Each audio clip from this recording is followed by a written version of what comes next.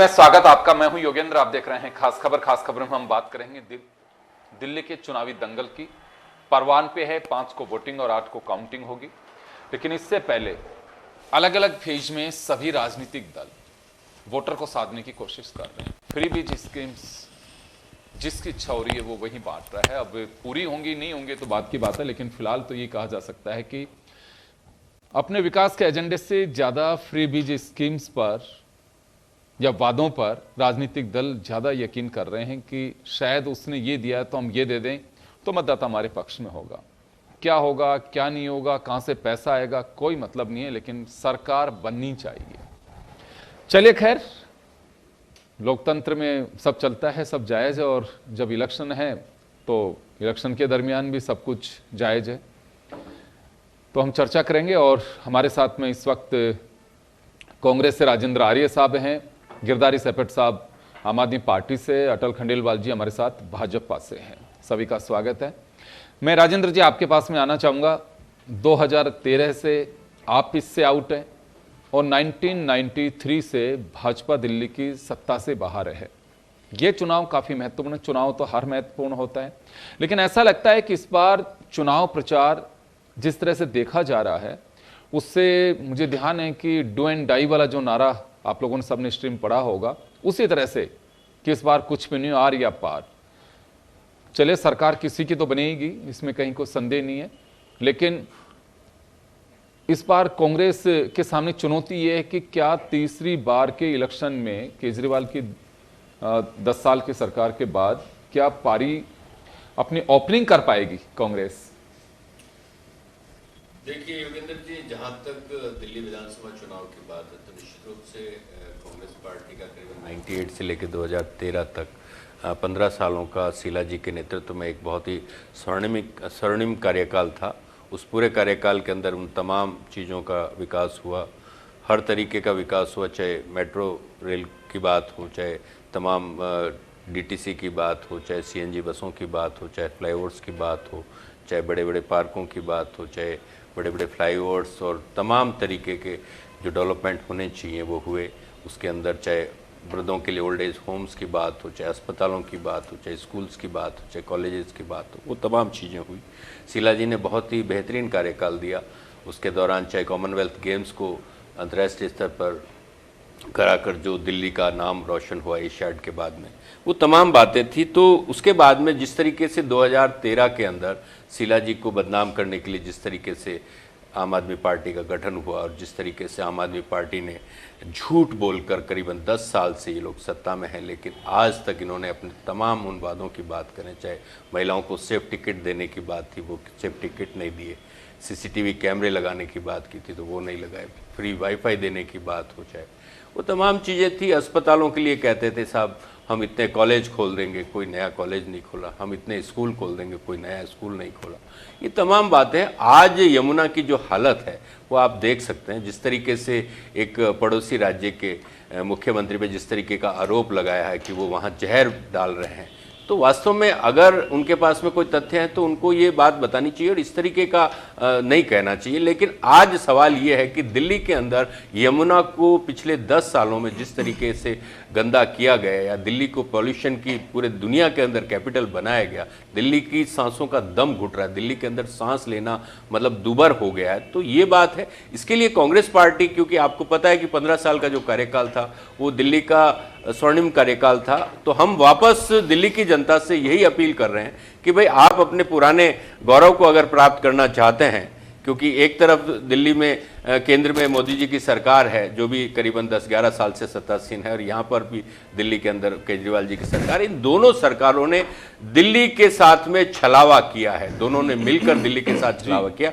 हम लगातार इस बात को कह रहे हैं, हमने अपने एजेंडाज में भी क्लियर किया, चाहे महिलाओं के लिए मतलब प्यारी दीदी योजना के अंदर 2500 रुपए देने की बात हो, चाहे जीवन रक्षा योजना के नाम पे 25 लाख का मतलब स्वास्थ्य बीमा देने की बात हो, मुफ्त इलाज देने की बात हो, युवा उड़ान योजना के अंदर 8,500 रुपये अप्रेंटिसशिप भत्ता युवाओं को हर साल देने की बात हो, हर महीने 8,500 रुपया करीबन 1 साल तक दिया जाएगा। महंगाई मुक्ति योजना के नाम पे 500 रुपये का सिलेंडर और मतलब राशन को फ्री राशन किट देने की बात हो, 300 यूनिट फ्री बिजली। तो ये तमाम चीज़ें हमने, चाहे राजस्थान हो, चाहे मतलब हिमाचल प्रदेश हो, चाहे महाराष्ट्र हो, चाहे हमारा तेलंगाना हो, चाहे झारखंड हो, तमाम हमारे जो राज्य हैं जिनमें हमने मतलब हम सत्तारूढ़ हैं, वहाँ पे हमने बखूबी दे के दिखाया है। तो ये हमारा विकास का मॉडल है। हम विकास के नाम पर वोट मांग रहे हैं। हम किसी भी तरीका का ना तो कोई चरित्र हनन करते हैं, ना ही किसी के ऊपर अनर्गल आरोप लगाते हैं। हम तो ये कहते हैं कि भाई हमारा जो पुराना अतीत है या शीला जी के द्वारा जो अच्छे काम किए गए थे, उन कामों के आधार पे दिल्ली की जनता हमें वोट दे। और चलिए अटल जी, आपके पास मैं आना चाहूंगा।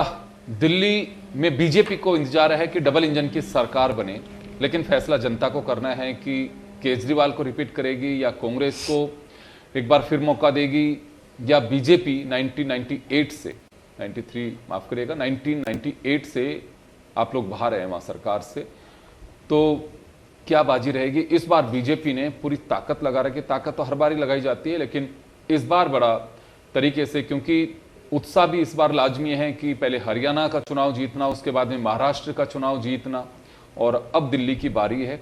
अब ये क्या रहेगा ये तो कहना बहुत जल्दबाजी हो गया, तो 8 को ही पता चलेगा। लेकिन क्या लगता है इस बार आप भी दोनों तरफ से गिरे हुए हैं इस चुनाव में। एक रोचक बात यह है कि आम आदमी पार्टी है, बीजेपी कांग्रेस से घिरी हुई है, बीजेपी है कांग्रेस और आम आदमी पार्टी से घिरी हुई है, आम आदमी पार्टी है कांग्रेस है बीजेपी और आम आदमी पार्टी से घिरी हुई है। तो कोई ना कोई पूरी तरह से घिरा हुआ है। अब त्रिकोणीय भी संघर्ष है कि नहीं है, लेकिन फिलहाल चुनाव का कैंपेन जो चल रहा है उसको देख करके लगता है कि वाकई लोकतंत्र का उत्सव है। लेकिन फ्री बीज स्कीम्स की भी अब यूं कहूं कि एक अंबार लगा हुआ है कि अब किसके हाथ क्या लगेगा ये तो पता लगेगा कि जब सरकार बनेगी किसी की भी और जब देगी। योगेंद्र जी, पहले तो मैं आपको बताऊं कि भाई देखिए, जब चुनाव हैं तो उसकी तैयारी जैसी होनी चाहिए, भाजपा जिस तरीके से करती है उसी तरीके से हम उसको चुनौती के रूप में स्वीकार करते हैं।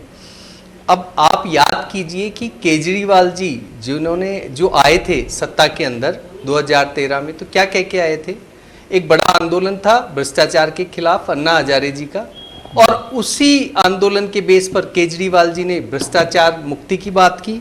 करप्शन जिसके की सबसे ज़्यादा लोग दिल्ली के अंदर मिनिस्टर, वो करप्शन, शायद शराब घोटाला हो, अब बहुत सारे में शिक्षा घोटाला हो, बोर्ड है ना, ब्लैक बोर्ड घोटाला, बहुत सारी चीज़ें हैं। तो ये करप्शन वाला बिल्कुल साफ हो गया, दिल्ली की जनता ने देखा। दूसरा था बात की सादगी की, बहुत सादगी से रहने की बात की, वीआईपी कल्चर को हटाने की बात की। लेकिन क्या रहा? शीश महल आप सब ने बहुत बार टीवी पे दिखाया कि अब उनकी सादगी कहाँ गई केजरीवाल जी की। अब एक और बात मैं कहना चाहूँगा, गठबंधन की भी बड़ी बड़ी बातें करती थी ना कांग्रेस। क्या रहा गठबंधन का? ये सत्ता की लूट का गठबंधन सारे देश ने भी देखा और दिल्ली की जनता भी देख रही है कि ये लूट का गठबंधन बना था, वैचारिक गठबंधन था ही नहीं। और वैचारिक गठबंधन होता तो आज एक दूसरे को कोस नहीं रहे होते, वो एक दूसरे को कोस ही रहे। जहां तक अब महिला सुरक्षा की बात ये आप वाले करते हैं, तो मुझे लगता है शर्म नहीं आती। स्वाति मालीवाल जो इनकी सांसद थी, मुख्यमंत्री आवास पे उसे मारना। और आप ही बताइए कि जब भी कोई संस्था इनके पक्ष में फैसला देती है तो कहते हैं कि हम आपके साथ हैं, और जब विपक्ष में फैसला देती है तो कहते हैं संस्थाएं हैं वो भाजपा के साथ है।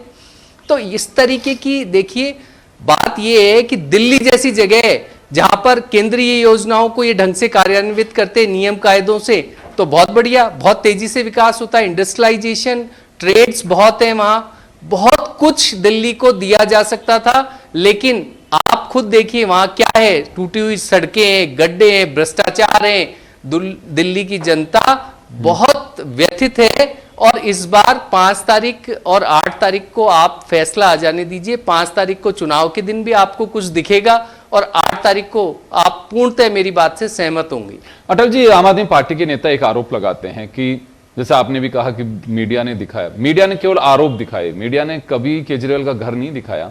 दूसरा, आम आदमी पार्टी के नेता दिल्ली में आरोप लगा रहे हैं कि ईमानदारी से जिसकी शपथ लेके नौकरी ज्वाइन करते हैं, सीबीआई ईडी के अधिकारियों को ईमानदारी से काम करने दीजिए। आधे से ज्यादा बीजेपी के नेता और मंत्री जेल में होंगे, यह आम आदमी पार्टी का आरोप है। ये बात अगर आप कि आरोप जैसे ऐसी बातें अगर ऐसी बातें कांग्रेस ने भी की ना, लेकिन कहाँ है? नहीं, मैं तो ये कह रहा हूँ, कई स्टेट में सरकार बीजेपी नेताओं को आज तक। कांग्रेस और आम आदमी पार्टी का यह कहना है कि जो आरोप लगते हैं दूसरे नेताओं पे, उसकी जांच बैठा दी जाती है। इनके नेताओं पे विद प्रूफ आरोप लगा दिया जाता है तो उनको खारिज कर दिया जाता है। इन बातों का क्या, जब वही सुप्रीम कोर्ट वो जमानत देती है तो ये कहते हैं बहुत बढ़िया है, और जब वो सुप्रीम कोर्ट जमानत देने से इनकार कर देती है, या हाई कोर्ट जो न्याय प्रक्रिया है वो कहती है कि भाई ये वैध है चीजें, और मतलब ईडी और इनकम टैक्स जो कर रहे हैं वो सही कर रहे हैं, तो कहते हैं कि साहब ये आरोप लगा देते हैं। तो बात ये कांग्रेस, आप ऐसे देखिए कि जब महाराष्ट्र में या गुजरात में या किसी और स्टेट में कोई पकड़ा जाता है कांग्रेस का, तो आम आदमी कहते हैं बहुत ठीक है। जब दिल्ली में पकड़ा जाता है तो कांग्रेस कहती है हाँ बहुत ठीक है। लेकिन जब भी इन लोगों की अपनी अपनी मुहिम है, ये सत्ता की लूट के लिए बनते हैं। देखिए एजेंसियां भारत में अपना काम स्वयं करती हैं। आपको पता है कि एजेंसियों पे चले मैं जवाब देता हूं आपको। दबाव कोई डाल नहीं सकता। गिरधारी जी आपके पास में आना चाहूंगा। अभी अटल जी ने कई सवाल खड़े किए हैं आपके खिलाफ, कांग्रेस ने भी सवाल खड़े किए, राजेंद्र जी ने भी आपने सुना होगा, तो जवाब आपको देना है क्योंकि सरकार आपकी है। आपके पास में दोहरी चुनौती है कि आपको सरकार में वापस भी आना है और ये मुकाबला भी करना है। देखिए सर, हमको आम आदमी पार्टी को इन आरोप प्रत्यारोप की राजनीति करने का तो समय भी नहीं है। और आम आदमी पार्टी बेसिक जो जनता के मुद्दे हैं, जनता के जो काम हैं, जो धरातल से जुड़े हुए काम हैं, शिक्षा है, स्वास्थ्य है, वृद्ध लोगों के लिए एक घूमने फिरने की योजना लाए, उसके बाद में अभी तो 60 साल से प्लस वालों को प्राइवेट या सरकारी अस्पताल में निःशुल्क उपचार की भी बात करते हैं हम। दिल्ली की सड़कों की आज अच्छी स्थिति है। चांदनी चौक में अगर कोई 10 साल पहले गया हो और आज चांदनी चौक में जाता है तो वो अपने मन से कहता है कि हाँ सरकार तो हम की ही होनी चाहिए। तो ये एक आरोप प्रत्यारोप की राजनीति तो हम करना नहीं चाहते। दूसरी बात है, शीश महल की बात करने वाले लोग, जब हमने राजमहल खुलवाने की बात की और शीश महल खुलवाने के लिए जब मीडिया को लेके गए तो ये पुलिस खड़ी कर देते हैं, उसको दिखाते नहीं है। तो भाई जब आपको आरोप लगाना आसान है, इतना तो दिखाना भी आसान होना चाहिए, जनता के सामने तो आनी चाहिए ना।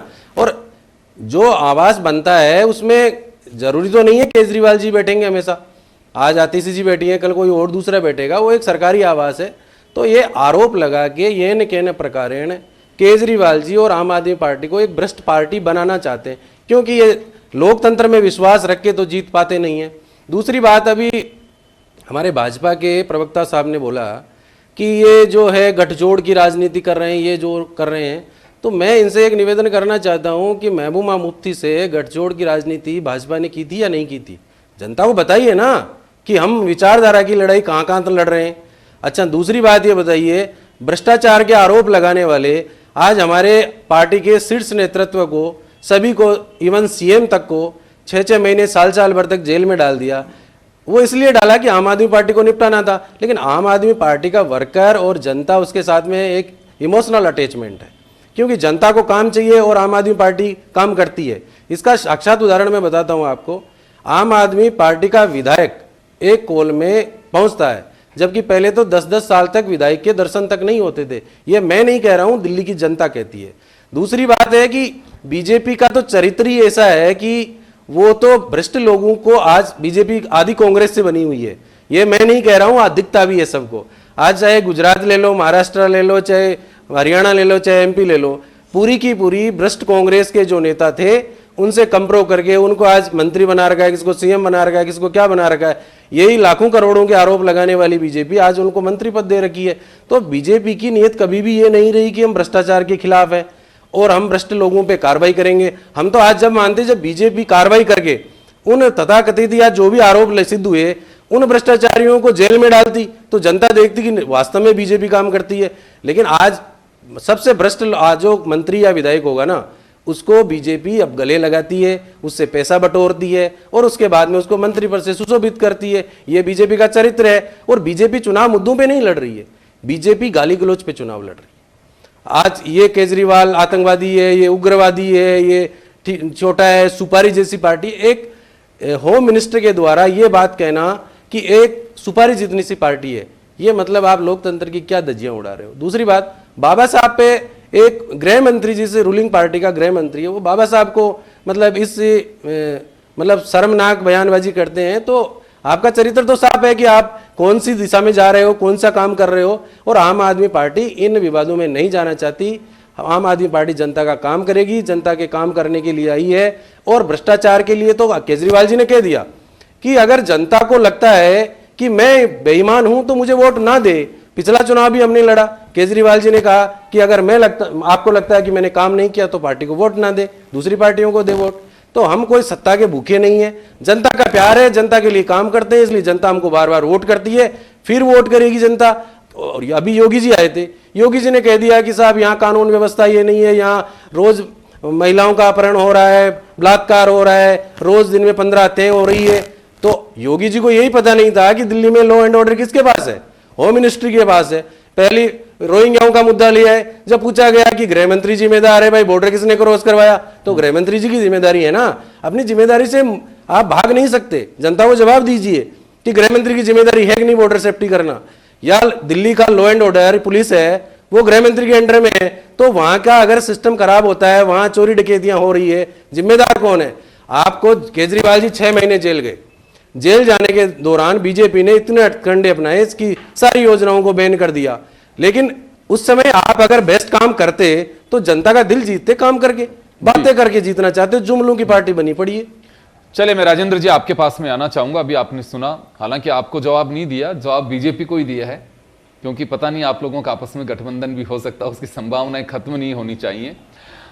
तो क्या लगता है आपको कि ये कहीं दिल्ली में विश्लेषकों का ये मानना है कि आम आदमी पार्टी और कांग्रेस जो इंडिया गठबंधन बना, बीजेपी को मात देने के लिए, बीजेपी से लड़ने के लिए, फिलहाल एक दूसरे की आवश्यकता थी। अगर कांग्रेस मजबूत होती है वहां पे तो आम आदमी पार्टी को नुकसान होगा, क्योंकि आम आदमी पार्टी नुकसान हुई तो कांग्रेस वहां पे खत्म हुई। खत्म की वजह से, इस वजह से कह रहा हूं कि 2 बार में आप लोगों का खाता भी नहीं खुला वहां पे।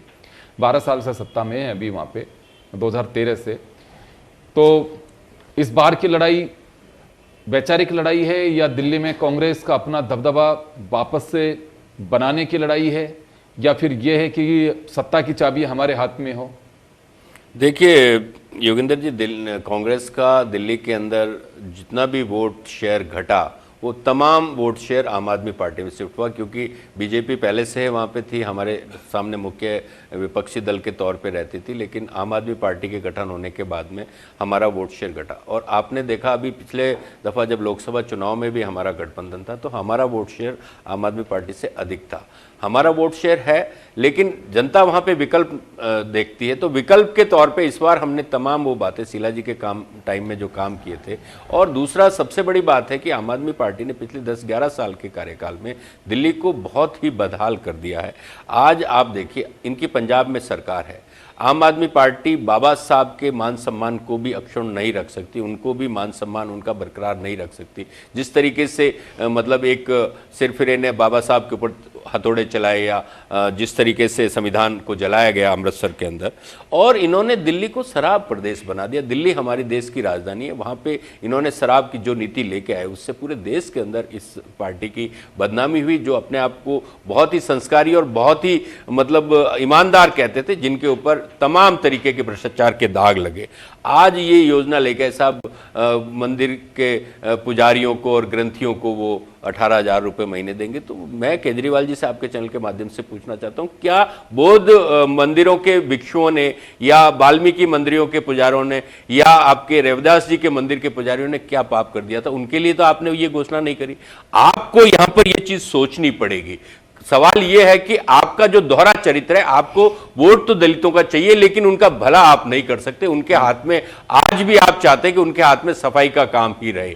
तो ये लगातार आप देखिए जिस तरीके से मतलब मैकेनाइजेशन होना चाहिए सफाई के क्षेत्र में, वो चीजें नहीं करी। उन लोगों को बिल्कुल वही काम करने के लिए आप लगातार बाध्य करते रहे, या रोजगार जिस तरीके से खत्म हुआ, जिस तरीके से निजीकरण करवाया गया तेजी से। तो आज दिल्ली का जो बेरोजगार है, युवा है, दलित है, तमाम वो लोग हैं जो सरकार की तरफ देखते हैं, लेकिन सरकार की तरफ से सिर्फ और सिर्फ उनको धोखा मिला है। तो आज कांग्रेस पार्टी के माध्यम से हम ये कहना आपको लग रहा है कि ठगा हुआ महसूस कर रहा है, ठगा हुआ महसूस कर रहा है। पहले मैं आऊंगा सर, हम एक विकल्प के तौर पे, हम एक विकल्प के तौर पे अटल जी के उभरे पास हैं जाना चाहूंगा। और निश्चित रूप से हम इस अटल जी, तरफ अटल जी, बेहतरीन अटल जी। प्रदर्शन करेंगे। आम आदमी पार्टी के प्रवक्ता बोल रहे थे कि भाजपा वाले हम पे आरोप लगाते हैं।